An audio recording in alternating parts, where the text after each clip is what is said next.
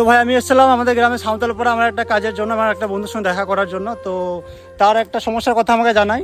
এই যে দীর্ঘদিন ধরে পড়ে আছে এই কলটা সে বলছে যে কীভাবে মেরামত করতে হবে বা কীভাবে এটা রিপেয়ারিং করা যায়। এটা হচ্ছে পঞ্চায়েতের আন্ডারে কল। একবার চালিয়ে দেখাও কলটা, আবার টিপে দেখাও।